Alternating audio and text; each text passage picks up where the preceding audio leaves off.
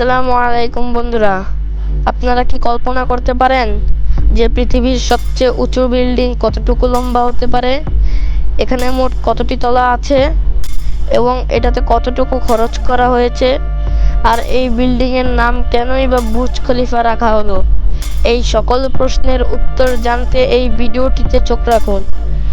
Dubai Dubai এমন একটি দেশ যেই দেশের কথা উঠলেই সর্বপ্রথম আমাদের মনে পড়ে বুর্জ খলিফা।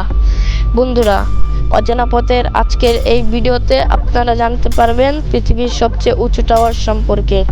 তো চলুন শুরু করা যাক আজকের এই ভিডিও। সবকিছু শুরু হয়েছিল এক স্বপ্ন থেকে। দুবাই তখন মরুভূমির শহর, কিন্তু তারা চেয়েছিল এমন এক প্রতীক যা পৃথিবীকে তাক লাগিয়ে দেবে। 2000 সালের দিকে দুবাইয়ের শাসক শেখ মোহাম্মদ বিন রশিদ বলেছিলেন, আমরা শুধু বড় কিছু নয়, অসাধারণ কিছু তৈরি করব। I said,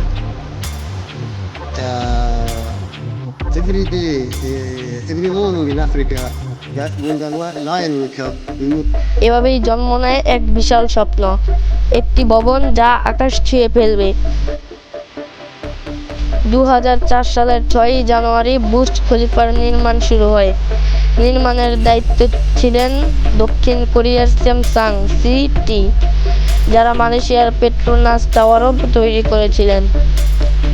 বুর্জ খলিফার ডিজাইন অনুপ্রাণিত একটি ফুল থেকে, হেমেনোপলিস লিলি, যার পাপড়ির মতো 3 দিক থেকে উঠে গেছে ভবনের 3টি উইং।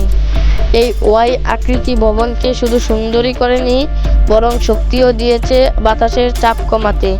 এর উচ্চতা অবিশ্বাস্য হলেও 828 মিটার, 163টি মূল তলা, 2টি বেসমেন্ট আর 4600 টনের বেশি স্টিল ব্যবহার করা হয়েছে এই বিল্ডিংয়ে। বুর্জ খলিফা তৈরি করতে লেগেছে প্রায় 22 মিলিয়ন ম্যান আওয়ার।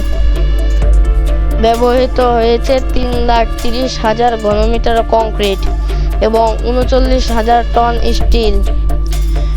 দুবাইয়ের প্রচণ্ড গরমে কংক্রিট যাতে না ফাটে, তাই এতে বরফ মিশিয়ে ঠান্ডা করে ঢালা হতো। এভাবেই মানুষ প্রকৃতিকে হার মানিয়েছে।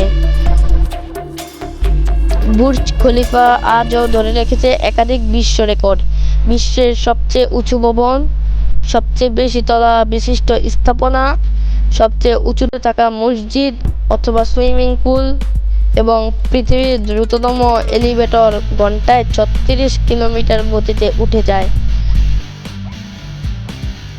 রাতে বুর্জ খলিফা যেন জীবন্ত হয়ে ওঠে। লাখ লাখ এলইডি লাইট ও লেজার সিস্টেম পুরো ভবনকে এক বিশাল স্ক্রিনে পরিণত করে।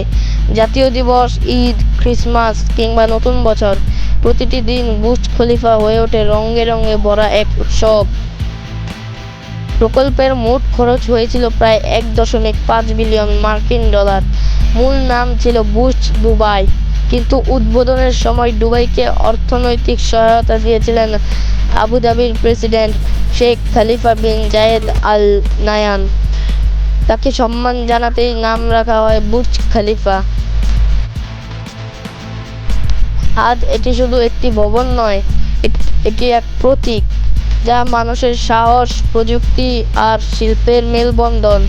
এখানে আছে আরমানি হোটেল, অফিস, বাসস্থান, রেস্টুরেন্ট আর পর্যটকদের জন্য অ্যাট দ্য টপ ডেক, যেখান থেকে দেখা যায় পুরো দুবাই শহর যেন ছোট্ট একটা পৃথিবী।